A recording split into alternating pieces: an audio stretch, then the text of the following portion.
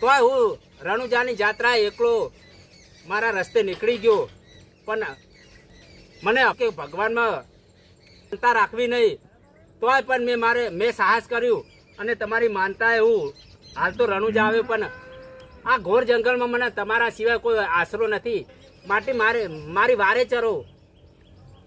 આ શું થઈ ગયું?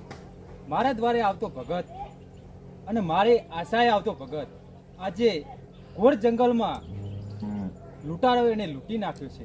જો હું એની વારે નહીં જાઉં તો એને મારા પર વિશ્વાસ ઉઠી જશે. તો લાવ, હું એની વારે તો જઈશ, પણ એને પહેલા સજીવન કરી દઉં. સજીવન કરી એને મારા સ્વરૂપે નહીં પણ બીજા સ્વરૂપે જઈ એને આ મંદિરે પોકારું. બસ ટીલડી પાક્યો હો લે.